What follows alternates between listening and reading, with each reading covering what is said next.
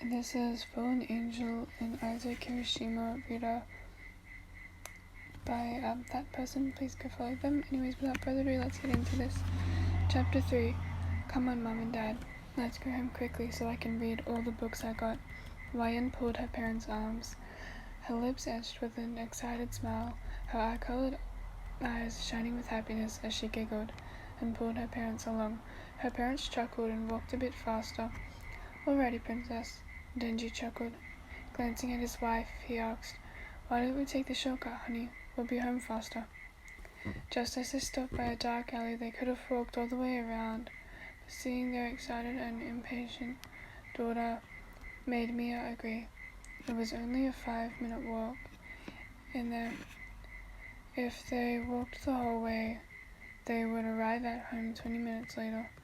"I don't know, honey. I mean, it looks dangerous," Kimi said skeptically. As she stared at the eerie alley. That place was giving her the bad vibes. "Come on, Mummy, please," Wayne begged, giving her the puppy dog eyes. With such an adorable face, Kimi couldn't resist. "Okay, but stay close."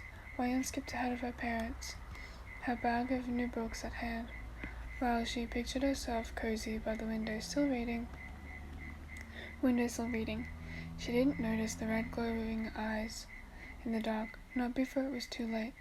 Everything happened so fast. The next thing she knew the agonizing scream of her parents filled her ears.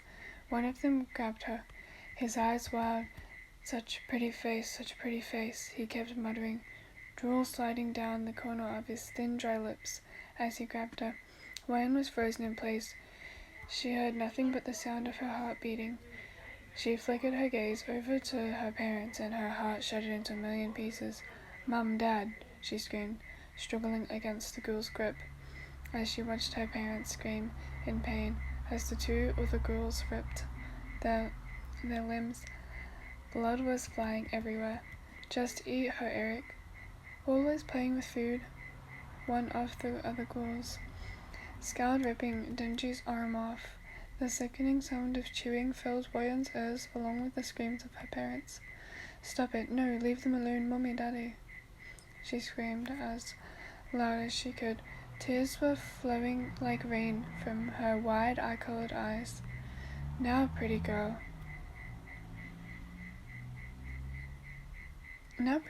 watch." The girl, holding her down, forced her to face her parents and opened her eyes with his sharp fingers. He laughed hysterically, almost as if he were proud of what he was doing. "Daddy, no, stop. No, please stop." "Damn it, Wayne, wake up," a familiar voice shouted. Wayne gasped and opened her eyes, snapped out of the terrible nightmare. Her blurry eyes focused on a familiar pair of blue eyes that she found soothing to look into. Ayato-kun," she whimpered, her eyes blurry with tears as she immediately embraced him. He didn't shove her off or do anything to show discomfort. He hesitantly hugged her back as she sobbed. He leaned his head onto her soft hair, listening to her sob quietly in his arms. He could feel the dampness of his shirt from where her tears were falling, but right now he didn't care about such petty things. He almost scoffed at himself, comforting a human like this. Then again, it was because of his kind that she lost her parents. Was he really going to blame such an innocent girl for the actions of someone else? He patted her back, awkwardly, not used to comforting anyone or being a shoulder to cry on. He had stopped by her door on his way to bed and wanted to check up on her. When he came in and found her in distress, sweat beading her forehead and her sheets tossed on the floor. She was whimpering and crying. She kept saying, "Mum, Dad, no," repeatedly. He panicked and woke her up immediately. After a while, she stopped crying. His gaze flickered down to the girl, and his eyes softened when he saw her asleep in his arms. She was still hiccuping, but at least the crying had ceased. Her lips were tilted up ever so slightly. He smiled. She looked more peaceful and almost angelic when she was asleep. He sighed, pinching the bridge of his nose. "Am I going soft? She's just a human, nothing but a pathetic, weak human." Yet why did his smile show the exact opposite of that? He sat up at the edge of her bed and placed her back down. He stared at her sleeping frame for a second before shaking his head, his jaw clenched. She's just a human, you idiot. Don't get fooled. He got up and was about to walk away when something stopped him. His eyes widened slightly as he felt a part of his shirt tugged. He looked back and saw that the small girl had the hem of his shirt clutched into a firm grip. He sighed and uncurled her finger from the hem of his shirt. As he was about to turn again, she grabbed his wrist loosely. He turned and clearly noted what. Stay. She stared up at him with half-closed, twinkling, eye-colored eyes.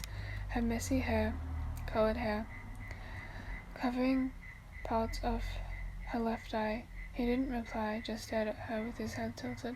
Please, she begged gently, her voice lower than a murmur. He said nothing as he climbed into her small bed and slept next to her. She never released her grip on his wrist as she curled up next to him, placing her head against his arm. Soon, the only sound in the small quiet room was the sound of her slow breathing and Ayato's pacing heart. He stared up at the blank ceiling for a while. Then he turned to her. Her messy hair was swept over her closed eyes.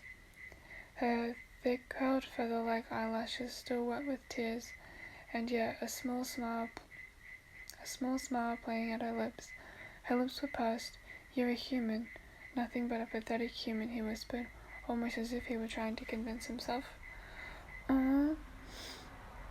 That's just really sweet. This thing said that it was 4 minutes, but I made it 6 because generally it's 2 minutes long, which means I've still got like a minute. But the first chapter of this was really good. This is chapter 3. The second chapter was good.